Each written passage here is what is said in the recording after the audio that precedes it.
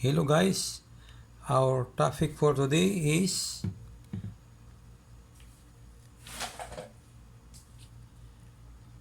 how to read the circuit diagram. This is our circuit diagram. This diagram is 2009 Aveo Wave 1.4 L95. Okay, this is our battery.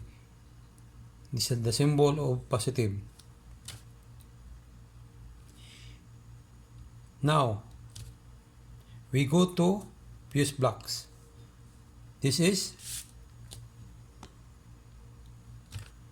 fuse block under hood.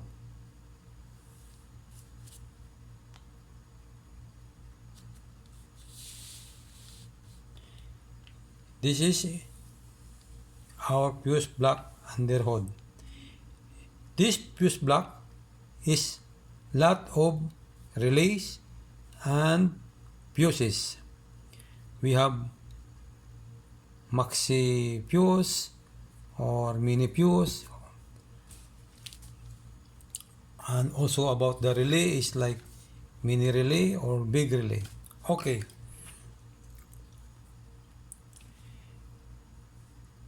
This is the circuit diagram for fuel pump system. Fuel pump system. Okay? Again,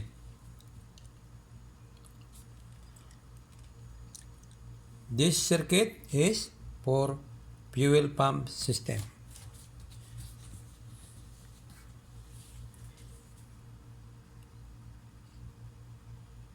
This fuse is 15 amperes for fuel pump. The code there is AF11. AF11. If you open the front underhood fuse cover, you can find there AF11. It means AF11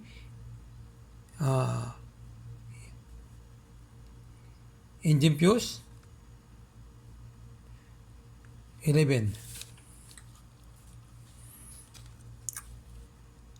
How many amperes? 15 amperes. This is the symbol of the fuse. Okay?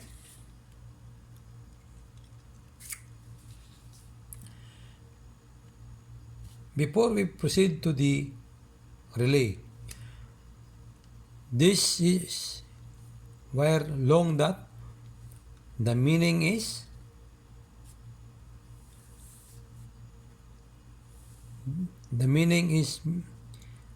not only one circuit of this component. They have lot of multi wire inside this component of the underhood fuse block. Guys, remember this dot, long dot, meaning is not only one circuit or not only one wiring on this fuse block diagram. Okay, we proceed to relay. This is the fuel pump relay. If you open the fuse cover, you can see there that fuse cover fuel pump relay. Now, this is our fuel pump relay. We have 86, we have 30, we have 85, we have 87. Okay? This relay is, if you look this the coil, This is the open position. When relay is energized, the position of the switch is closed. This 86 is 12 volt signal or controlled by computer. See, look the wire.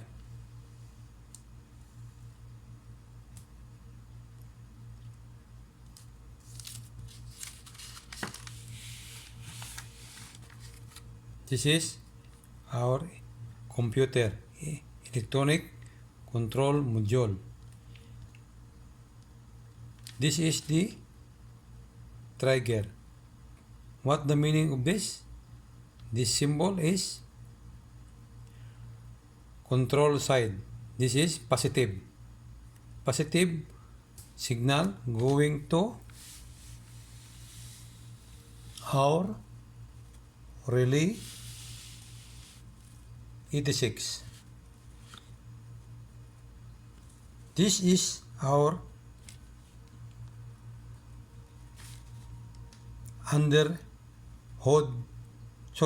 underneath bottom of fuse box. This is X1, meaning is connector number 1. This is 23 is pin 23. Okay, guys, this small dot meaning this is the X1 or connector number 1, and pin 23, pin 11. If you see like this that small on circuit diagram of the Aveo 2009 or any kind of Chevrolet, this is connector 1, and if you see the connector X2, pin 29 is no dot, meaning is separate connector. This one connector 1, this one connector 2. Okay, we will proceed how to work the fuel pump relay. Now this is our 12 volts coming from computer. This wiring is circuit 497 light green. Now what number of the computer of the CM? What number? X1.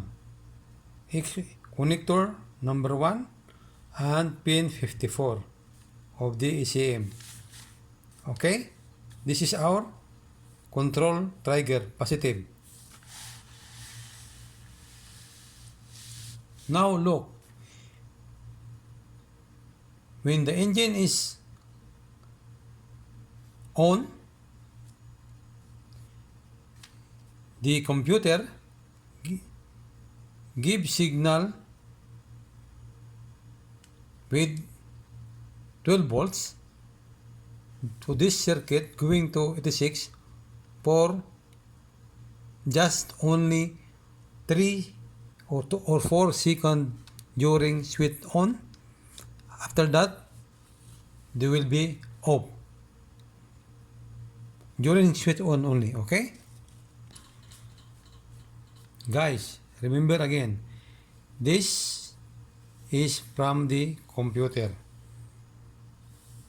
I told you this function is during ignition on. This circuit is give supply 12 volts within 3 or 4 seconds. After that will be off. Now this is 30. This is our fuse 15 amperes, right? This is fuel pump fuse. This circuit always the 12 volt is continue. Even your ignition is off, this is continue until here. Yeah, open position. So means open position, there's no contact. There's no contact. Now, if the ignition is on, supply this 12 volts to pin 86. What happened? The coil will be pull down. Pull down this switch to contact this 87. Okay? Where they go this 87? Going down, right? To X2, meaning connector number 2, pin 29, your under of your fuse blocks. Going to X29. X211. See? Connector 211 or X211, pin number 5. Okay. Where we can find this connector? This connector inside of your engine, the left side near on the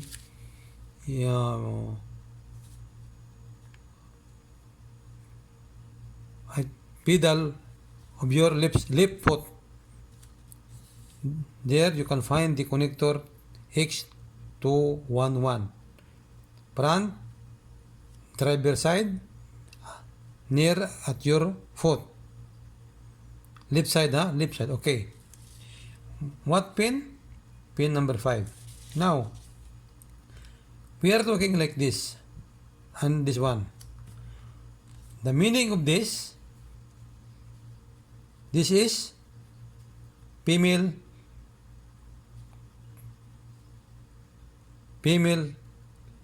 connector or female fins. Okay, this is female.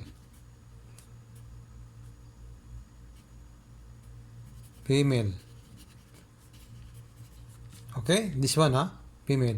How about this one? That is male connector. Male connector. Okay. What circuit number? Circuit number 1723. This is circuit number 50, circuit number. This one also circuit number 497. 497.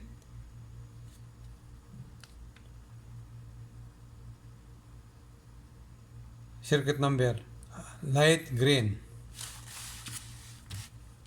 Okay, again we will repeat this X211, pin number 5, and this symbol is female pins or female connector. This one is male pins and male connector. Now we will back on the relay because already supply 12 volts and this coil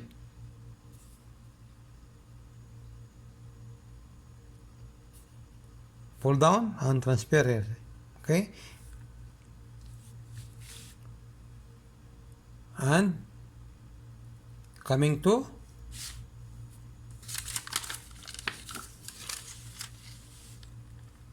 this X211, pin number 5, going to fuel pump. This is the fuel pump motor symbol. Okay. If you see the connector is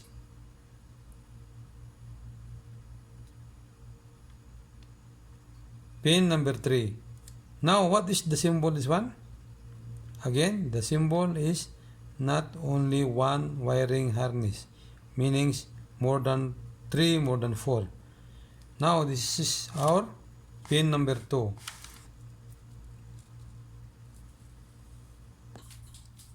Now this is our ground of the fuel pump. What number? G401. This is the symbol of the ground. This is the symbol of the ground. Okay. Where can you find this ground? You can find this ground in the rear left side compartment near on the tail lamp. Near on tail lamp. Okay, this is ground 401. Ground 401.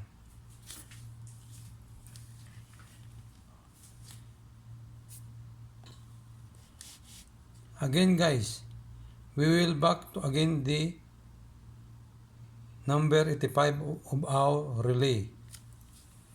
This is also ground of the relay. Where can find the connector of this fuse box? Bottom pin 11. Okay, if you look the diagram,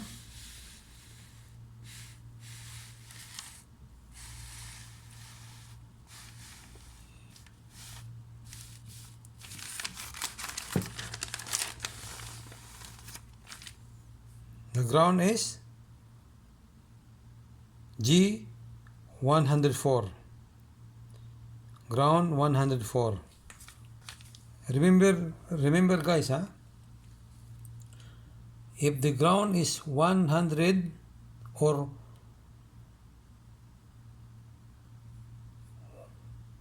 meaning in the front of the engine, if the ground in 400 meaning in the rear of the body, this one front of the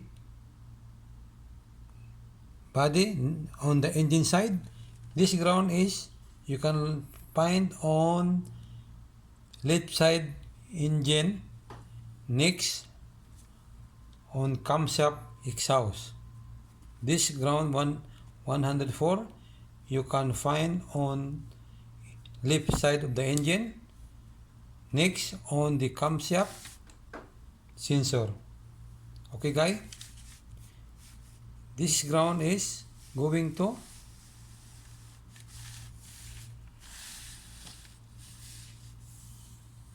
pin 85 of your relay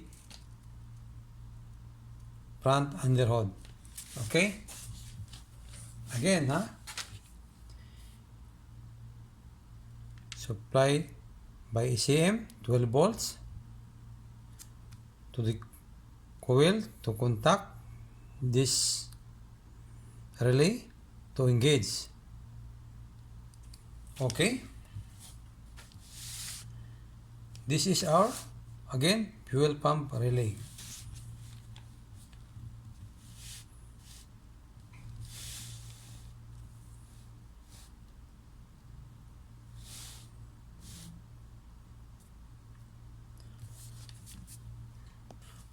Okay guys, now we will going to troubleshooting. For example, your engine is cranking only and not starting. If the fuse is busted, is the one cause of engine is not starting.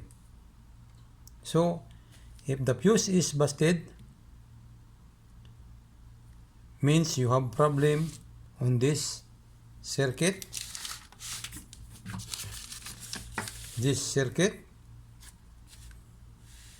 going to fuel pump. Maybe your fuel pump is shorted.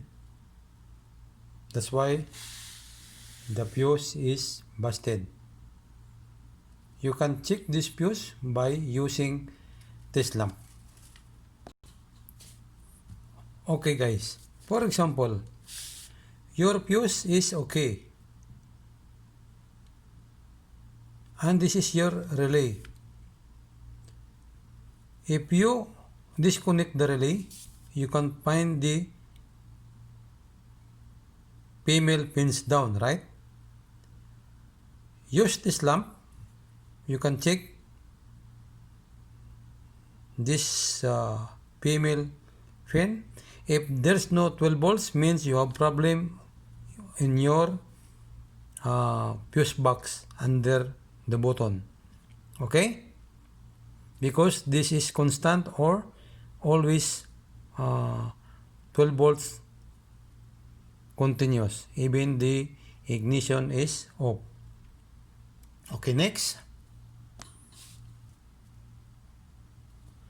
Okay guys, for example,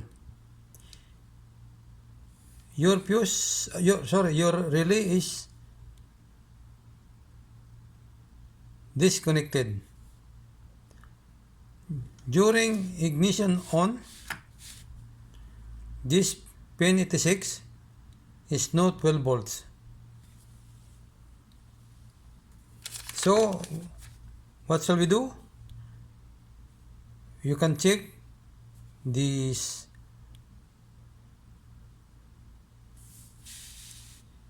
You can open your fuse box, the button, find this X connector number 1, pin 23. You can use multimeter by using continuity. You can disprove this pin 23 at your bottom of your fuse blocks to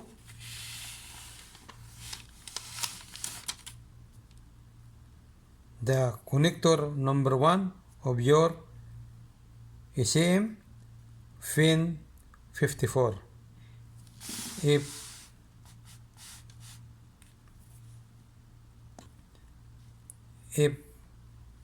your continuity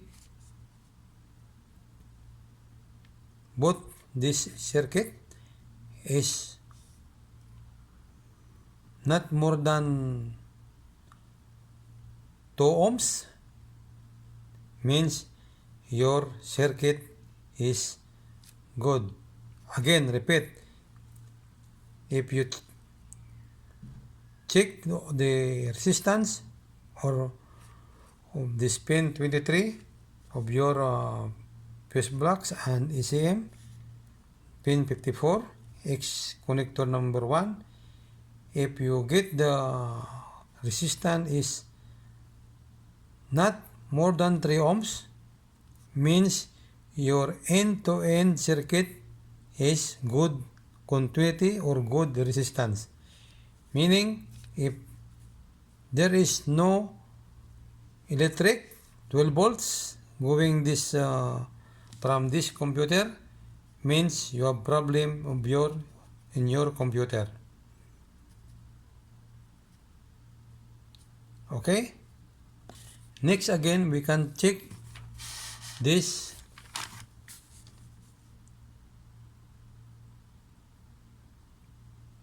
pin 11 connector number 1, the continuity.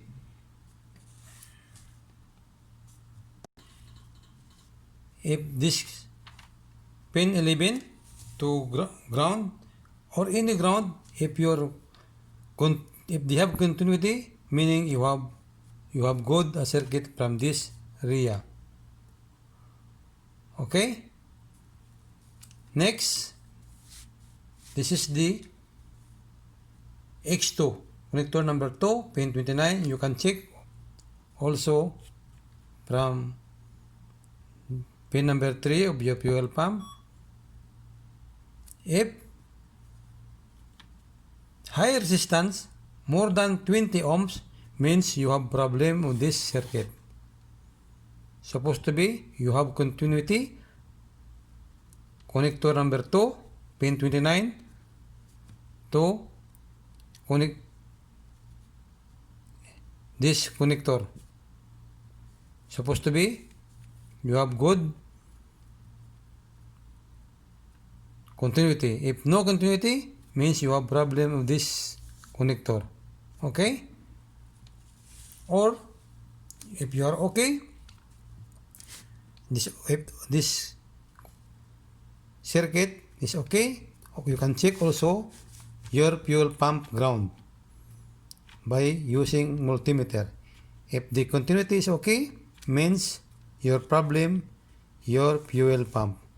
Okay guys, thank you for today for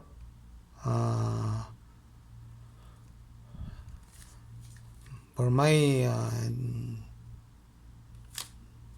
explanation, and hope you understand my English, and please like and subscribe my channel. Thank you very much.